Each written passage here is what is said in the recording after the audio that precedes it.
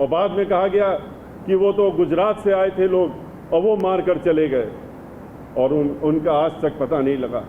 विनय तिवारी, उसको रोक करके लखनऊ के शहर में रोक करके सिर्फ इतना पूछा जाता है कि तुम्हारा नाम क्या है, और जैसे ही उसने बताया कि हमारा नाम विनय तिवारी है, उसको रोक करके वहीं उसके सीने पे गोली दाग दी जाती है और वो मर जाता है। बुंदेलखंड में महोबा में व्यापारी था ब्राह्मण समाज का, वो जरा मुखर था और लोगों का काम करता था।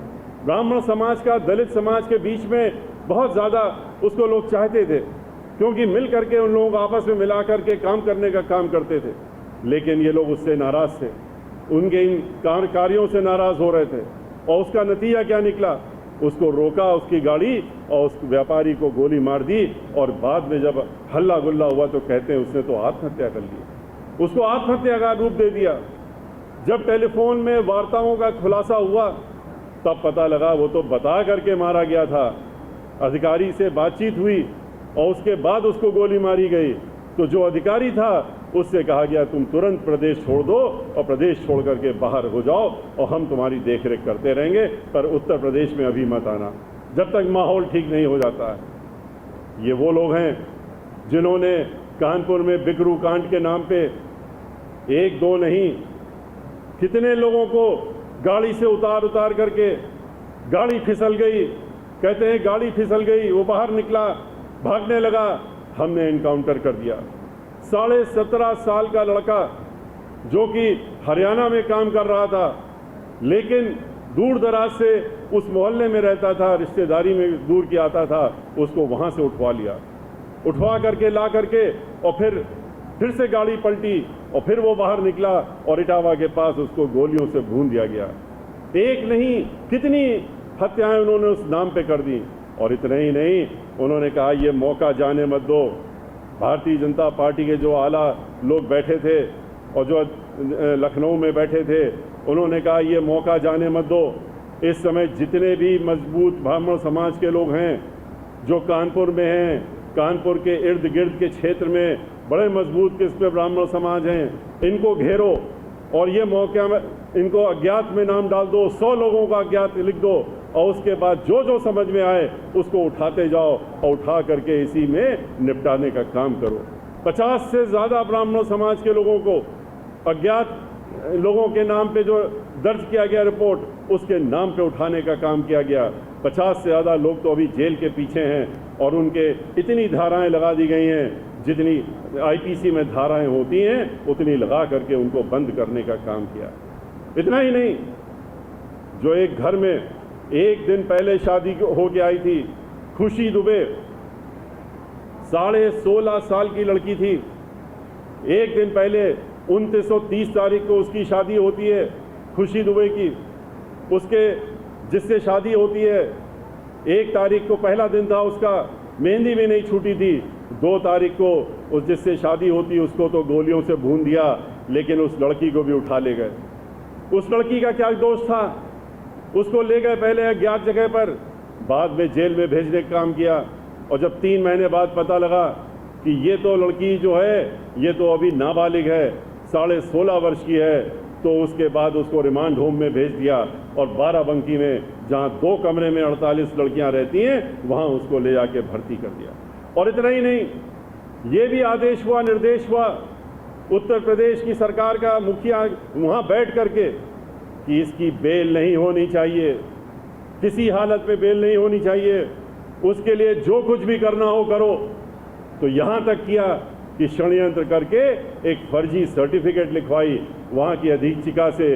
उसने ये एक फर्जी सर्टिफिकेट लिख के अदालत में डालने का काम किया कि खुशी दुबे जिन लड़कियों के साथ में रहती है, उन लड़कियों ने शिकायत की है, 47 लड़कियों ने, कि वो कहती है कि हमारी जिस दिन बेल हो जाएगी और हम बाहर निकलेंगे तो हम बहुत बड़े दुर्दांत अपराधी बन जाएंगे और हम तुम लोगों को भी नहीं छोड़ेंगे, इसलिए इसकी बेल नहीं होनी चाहिए।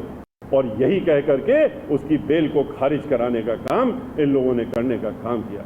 इतना ही नहीं, घर में जो एक काम करती थी महिला, उसके साथ उसको भी उठा ले गए और उसके ऊपर भी सारी धाराएं लगा दी और उसको ले गए उसके साथ में 6 साल की उसकी बच्ची थी, 3 साल का छोटा बच्चा था, उन दोनों को भी उठा ले गए और आज तक उसको बंद कर रखा है। और निर्देश हैं कि ऐसे ऐसे धाराएं लगाओ कि 15 साल तक ये बच्चे जब वयस्क हो जाएं तभी जेल से बाहर निकलें, इतनी धाराएं इनके ऊपर लगा दो। इस तरह की सोच ये भारतीय जनता पार्टी की वो पार्टी जिसको कि ब्राह्मण समाज ने जब समाजवादी पार्टी से वो दुखी हुआ था 2017 में, तो उसने सोचा कि ये लोग तो बड़े बड़े वादे कर रहे हैं, ये धर्म का नाम भी लेते हैं, तो हम क्यों ना इनको आजमा के देख लें और क्यों ना हम इनको वोट दे दें। ये वो पार्टी है जिसने इन नामों पर, झूठे वादों पर, धर्म के नाम पर वोट तो ले लिया, लेकिन उसके बाद करने का क्या काम किया वो आपके सामने है और आपको भी सब मालूम है। ये वो पार्टी है जिसमें इनके बड़े नेता जो राज्यसभा में हमारे साथी मेंबर ऑफ पार्लियामेंट हैं और जो जब चुने गए राज्यसभा में तो उसके बाद मीडिया से बाहर निकले, अभी 6 महीने पहले मीडिया के लोगों ने घेर लिया, कहा कि ये बताइए हरिद्वार दुबे जी, आप तो बड़े बड़े पदों में रहे हैं, आप तो स्पोक्समैन भी रहे हैं, आप तो कई बार MLA रहे हैं, तो भारतीय जनता पार्टी वाले क्या कर रहे हैं? वो ब्राह्मण समाज पूरे उत्तर प्रदेश को क्यों उत्पीड़ित कर रहे हैं? वो सब नाराज हैं उनसे और अब की बार सबक सिखाने की तैयारी कर रहा है। तो आप लोग क्या सोच रहे हैं? तो उनका जवाब क्या था? वो जवाब उनका नहीं था, वो जवाब उनकी पार्टी की तरफ से था। जो पार्टी की सोच है वो जवाब सामने आया था। मीडिया में वो रिकॉर्डिंग है, जब चाहे तब आप YouTube में खोल के देख लीजिए, हरिद्वार दुबे के नाम से राज्यसभा डाल के निकल आएगा। वो कहते हैं कि ये ससुरे ब्राह्मण जाएंगे कहाँ, इनकी तो मजबूरी है, ये जाएंगे कहाँ, इनको तो हमारे पीछे पीछे आना ही है। तो ये जो सोच है कि हम चाहे कुछ भी कर लें, ये हमारे ही साथ आएंगे, तो इस पार्टी को ये मालूम होना चाहिए कि ब्राह्मण समाज एक बार जब तय कर लेता है और जिसके साथ इकट्ठा हो जाता है और जिसके साथ आ जाता है तो फिर सरकार वो उसी की बनवाता है। ये भी तय है, ये पिछला इतिहास बताता है। याद करिए 2007 को किस तरीके से ब्राह्मण समाज उस समय इससे भी बुरे हालों में था। जहां तक राजनीति के सवाल था, पांच खाली विधानसभा में ब्राह्मण समाज के MLA बच गए थे, 0 पर पहुंच गया था और उस समय हम ब्राह्मण समाज के बीच में गए थे। पूरे उत्तर प्रदेश में ब्राह्मण समाज के बीच में हर जिले में गए थे, आपके जिले में भी आए थे। और जिस तरह से हम अब की बार फिर से जा रहे हैं और हमने ब्राह्मण समाज से, जब हमसे वो कह रहे थे कुछ करिए, हम लोगों का अस्तित्व खत्म हो रहा है, तो हमने उनसे यही कहा था कि पहले आप सोचिए कि इसकी जिम्मेदारी किसकी है। जिम्मेदार तो आप खुद हैं, आप तो बुद्धिजीवी हैं, बुद्धिजीवी कहलाते हैं भी, तो अपनी बुद्धि का इस्तेमाल करके एक बार सोचने पर काम करिए, आपको अपने आप जवाब मिल जाएगा। आप 16% हैं उत्तर प्रदेश में और 16% उत्तर प्रदेश में जहां 25 करोड़ लोग हों तो 16% का मतलब हुआ कि आप 3 करोड़ से ज़्यादा लोग उत्तर प्रदेश में ब्राह्मण समाज के हैं। लेकिन उसके बाद भी आप कि ये हालत क्यों हुई है?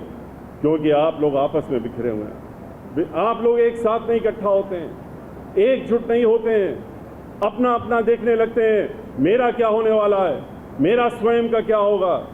समाज के बारे में भूल जाते हैं और सर्व समाज के बारे में भूल जाते हैं, जो कि ब्राह्मण समाज को का उद्देश्य होता है और जो हम लोगों को निर्देश मिलता है पैदा होने के बाद से ही हम लोगों के अंदर जो संस्कार डाले जाते हैं कि सर्व समाज की देखरेख करनी है, आपको सर्व समाज के बारे में सोचना है।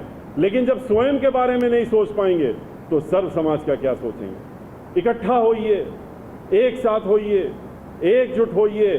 16% जब एकजुट हो जाएंगे, आपस का बंटवारा खत्म कर देंगे, भूल जाएंगे कि हम सरजूपारी ब्राह्मण हैं, सनाड ब्राह्मण हैं या कानिकुब्ज ब्राह्मण हैं, या हम त्यागी हैं और या हम राय हैं। आप जब अपने आप को खाली ब्राह्मण समाज के नाम से जानेंगे, ब्राह्मण की तरह से जानेंगे, तो आप 3 करोड़ से ऊपर हो जाएंगे।